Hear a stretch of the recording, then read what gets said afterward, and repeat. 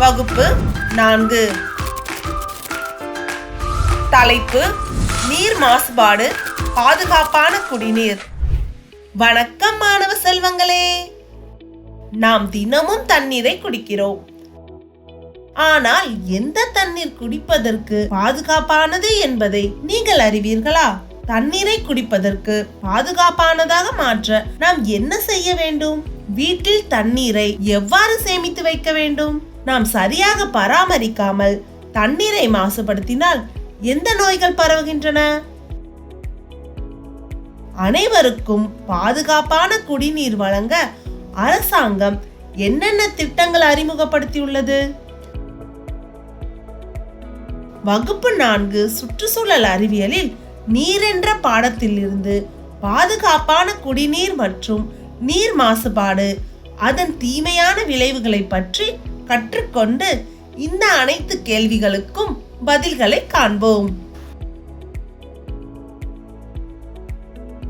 கற்றுக்கொள்வீர்கள். இந்த அமர்வின் முடிவில் நீங்கள் கீழ்கண்டவற்றை பற்றி புரிந்து கொள்ள முடியும். பாதுகாப்பான குடிநீர், வீடுகளில் தண்ணீரை சேமித்தல், குடிநீர் பராமரிப்பு, நீர் மாசுபாடு, நீர் மூலம் பரவும் நோய்கள், வாய்வழி நீர்ச்சத்து கரைசல், பாதுகாப்பான குடிநீர் திட்டங்கள். முக்கிய சொற்கள்: நீர், நுண்ணுயிர்கள், நீர் சேமிப்பு, நீர் மாசுபாடு, நோய்கள், நீர் இழப்பு, அதாவது உடல் உட்கொண்ட தண்ணீரை விட அதிக அளவு தண்ணீரை இழக்கும் நிலை. இந்த அமர்வின் கருத்து வரைபாட்டை பார்ப்போம்.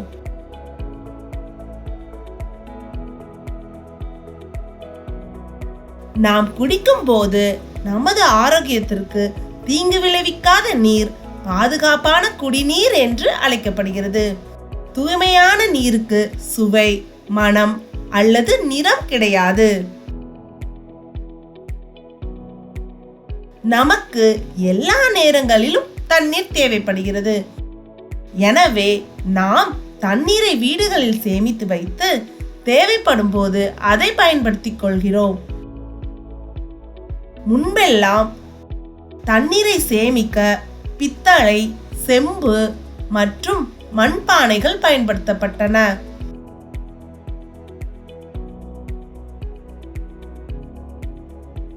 இக்காலத்தில் தண்ணீரை சேமிப்பதற்கான பல்வேறு கொள்கலன்களை தயாரிக்க எஃகு அல்லது பிளாஸ்டிக் பயன்படுத்தப்படுகிறது. நல்ல ஆரோக்கியத்தை உறுதிப்படுத்த நாம் சேமித்து வைக்கும் குடிநீரை கவனமாக பராமரிக்க வேண்டும். நீரில் தீமை விளைவிக்கும் நுண்ணுயிர்கள் உள்ளன, ஆனால் அவற்றை நம்மால் வெறும் கண்ணால் பார்க்க முடியாது. எனவே தண்ணீரை குடிப்பதற்கு முன்பு நாம் அதை நன்கு காய்ச்ச வேண்டும். தண்ணீரை காய்ச்சுவது நுண்ணுயிர்களை கொன்று நோய்களை தடுக்கிறது, மேலும் அதை குடிப்பதற்கு பாதுகாப்பானதாக மாற்றுகிறது. குடிநீர் வைத்துள்ள கொள்கலன்களை நாம் எப்போதும் மூடி வைத்திருக்க வேண்டும். இது தூசி மற்றும் இதர பொருட்கள் தண்ணீருக்குள் நுழைவதை தடுக்கிறது.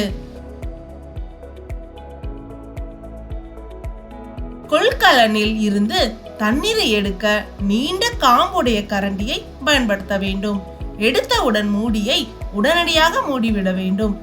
தண்ணீரை எடுக்க நாம் கைகளை உள்ளே நுழைத்தால் நம் கைகளில் உள்ள அழுக்கு தண்ணீரில் கலந்துவிடும். நீர் மாசுபடுவதை தவிர்க்க குழாய்கள் பொருத்தப்பட்ட கொள்கலன்களை நாம் பயன்படுத்தலாம். ஒரு கொள்கலனில் தண்ணீர் தீர்ந்தவுடன் அதை மீண்டும் நிரப்புவதற்கு முன்பு நன்றாக கழுவ வேண்டும். நாம் பல்வேறு செயல்பாடுகளுக்காக கிணறுகள், குளங்கள், ஆறுகள் போன்ற பல்வேறு நீர்நிலைகளில் இருந்து தண்ணீரை பயன்படுத்துகிறோம். தண்ணீர் தூய்மையாக இல்லாமலும் குடிப்பதற்கு உகந்ததாக இல்லாமலும் இருந்தால் அந்த நீர் மாசுபட்டுள்ளது என்று அர்த்தம். நீரில் மண் துகள்கள், அழுக்குகள் மற்றும் சிறிய பூச்சிகள் இருக்கலாம். இவை நம் கண்களுக்கு தெரியலாம் அல்லது தெரியாமலும் இருக்கலாம். பாத்திரங்கள் மற்றும் துணிகளை கழுவுவதால் ஏற்படும் அழுக்கு, பூச்சிக்கொல்லிகள், உரங்கள் மற்றும் தொழிற்சாலை கழிவுகள் ஆகியவை நீரை மாசுபடுத்துகின்றன. அப்பொழுது அந்த நீர் குடிப்பதற்கு தகுதியற்றதாக மாறிவிடுகிறது. இதுவே நீர் மாசுபாடு என்று அழைக்கப்படுகிறது. டைபாய்டு காய்ச்சல், ஹெபடைட்டிஸ் ஏ, வயிற்றுப்போக்கு, சீதபேதி மற்றும் காலரா போன்ற நோய்கள் நீரின் மூலம் பரவுகின்றன.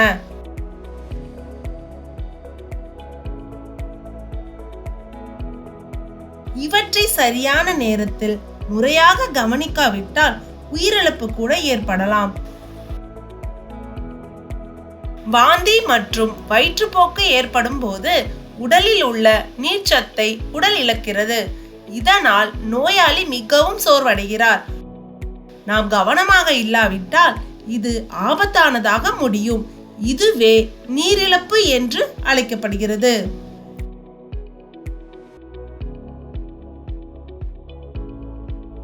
நமது உடலில் இருந்து வெளியேறும் நீர்ச்சத்தை மீண்டும் ஈடு செய்வது முக்கியம்.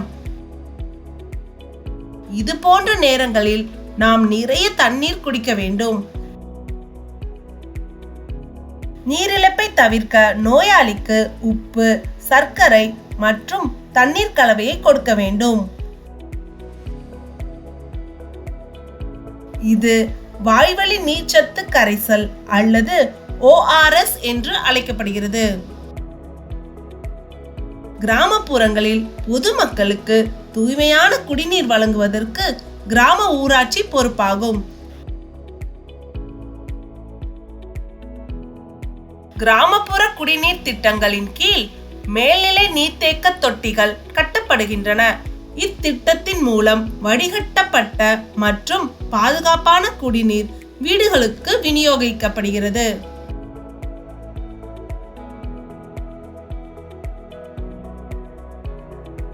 தொட்டி நீரை சுத்திகரிப்பதில் சில நிலைகள் உள்ளன.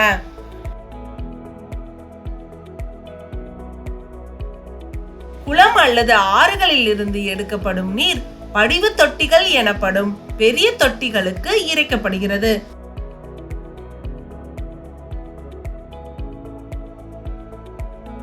அங்கு மணல் துகள்கள் அடியில் தங்கிவிடுகின்றன. இலைகள், குச்சிகள் போன்ற திடப்பொருட்கள் நீக்கப்படுகின்றன. நீர் வடிகட்டும் தொட்டிக்கு அனுப்பப்படுகிறது. இங்கு நீர் வடிகட்டப்பட்டு அதில் உள்ள மிகச்சிறிய துகள்களும் நீக்கப்படுகின்றன. வடிகட்டப்பட்ட நீர் குளோரினேஷன் தொட்டிக்கு அனுப்பப்படுகிறது. அங்கு தண்ணீரில் ப்ளீச்சிங் பொடி சேர்க்கப்படுகிறது. இது குளோரினேஷன் என்று அழைக்கப்படுகிறது.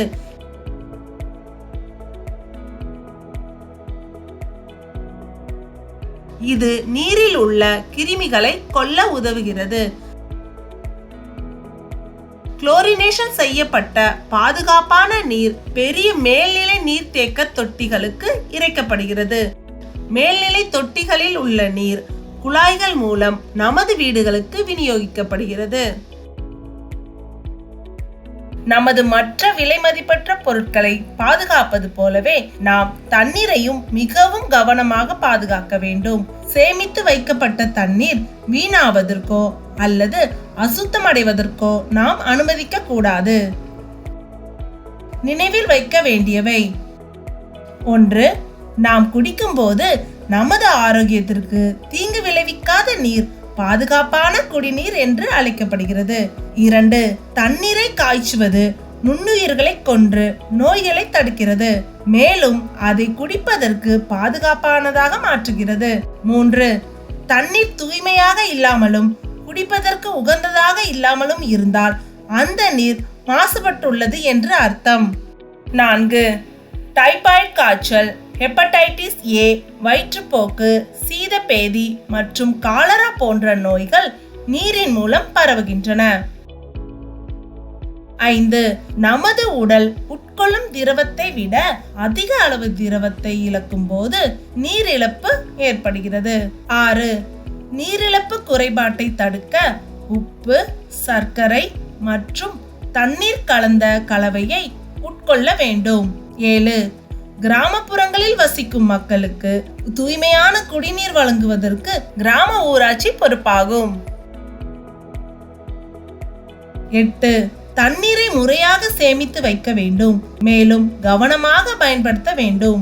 மாணவர் அறிவு மதிப்பீடு. பின்வருவதை பதிலளிக்கவும். கேள்வி 1. நீரிழப்பு என்றால் என்ன? கேள்வி 2. நீரிழப்பை நீங்கள் எப்படி தடுப்பீர்கள்? கேள்வி 3.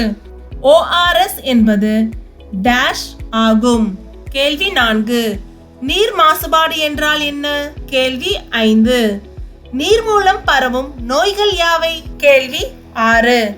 தண்ணீரை டேஷ் கிருமிகளை அழித்து நோய்களை தடுக்கிறது, மேலும் அதை குடிப்பதற்கு பாதுகாப்பானதாக மாற்றுகிறது. கேள்வி 7. பாதுகாப்பான குடிநீர் என்று எது அழைக்கப்படுகிறது? கேள்வி 8. நீரை சுத்திகரிப்பதில் உள்ள நிலைகள் யாவை? செயல். நீர் எவ்வாறு மாசுபடுகிறது என்பதை காட்டும் ஓர் படம் வரையவும்.